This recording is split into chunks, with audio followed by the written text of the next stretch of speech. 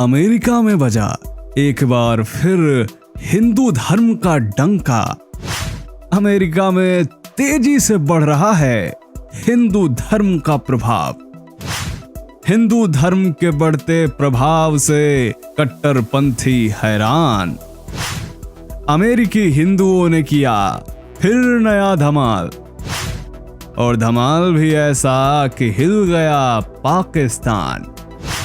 White house को प्रधानमंत्री श्री नरेंद्र मोदी का बेसब्री से इंतजार है, क्योंकि पीएम मोदी जल्द ही अमेरिका दौरे पर जाने वाले, और इसको लेकर राजनीतिक सरगर्मियां काफी तेज हो गई।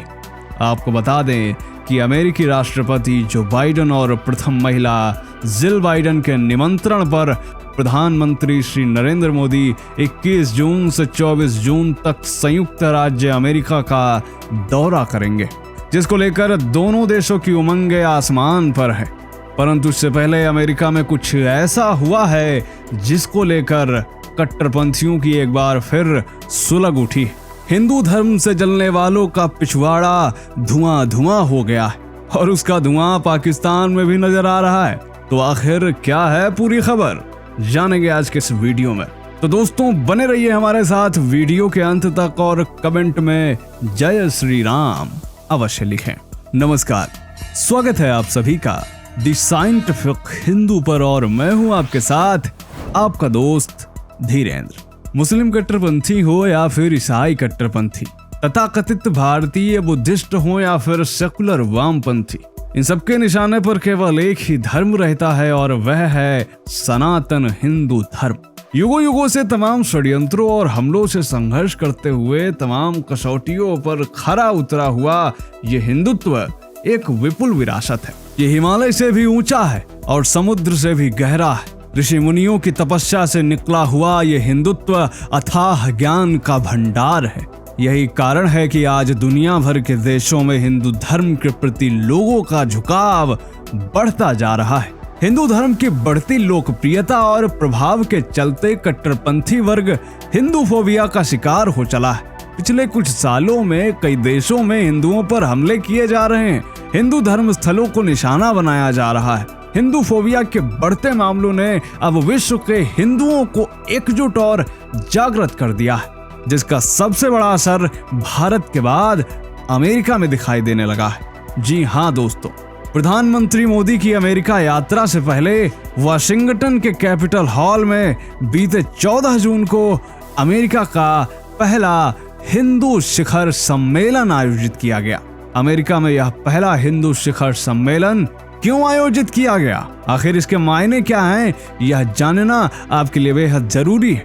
हिंदू शिखर सम्मेलन के संस्थापक और चेयरमैन रोमेश जापरा ने कहा कि अमेरिका में पहली बार इस हिंदू शिखर सम्मेलन का आयोजन अमेरिका में राजनीतिक भागीदारी के लिए किया गया है। इस सम्मेलन का उद्देश्य अमेरिका में रहने वाले हिंदू समुदाय के लोगों की समस्याओं की तरफ अमेरिका के कानून निर्माताओं का ध्यान आकृष्ट करना था। Our community has been involved in so many things: cultural, social, economic, religious, spiritual, all kind of programs. But in politics, we've been way behind. America में हुए सम्मेलन को अमेरिकन फॉर हिंदूज नाम दिया गया।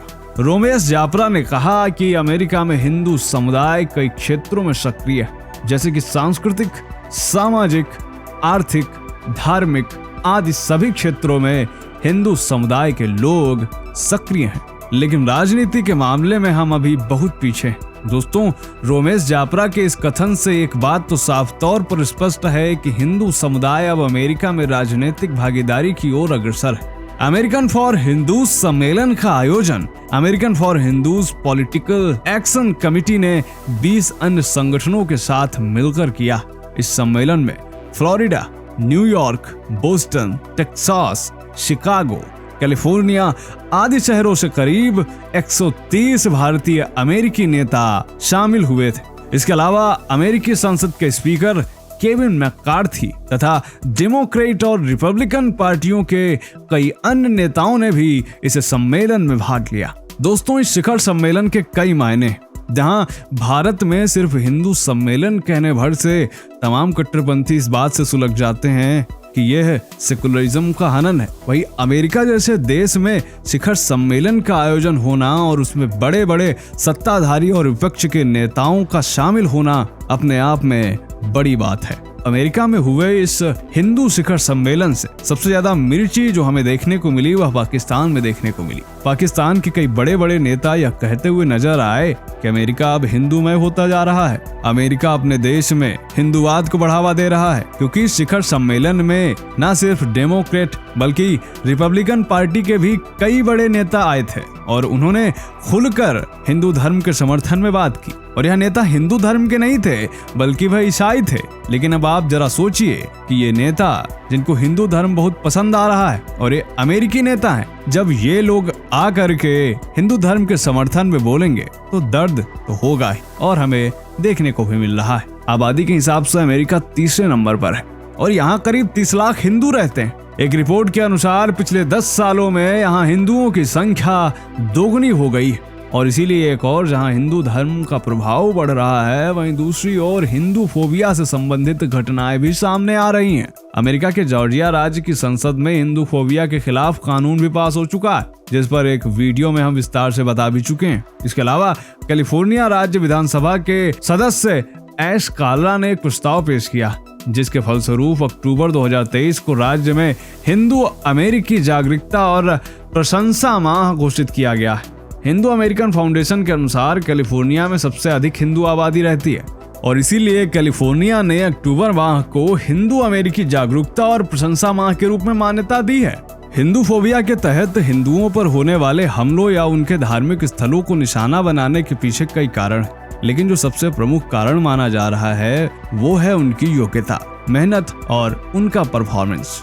हिंदुओं ने अलग अलग सेक्टर्स में काफी विशेष पहचान बनाई, जैसे कि चिकित्सा, विज्ञान, इंजीनियरिंग, सूचना प्रौद्योगिकी, हॉस्पिटैलिटी, फाइनेंस, एजुकेशन, मैन्युफैक्चरिंग, ऊर्जा और रिटेल बिजनेस में हिंदुओं ने शानदार सफलता हासिल की।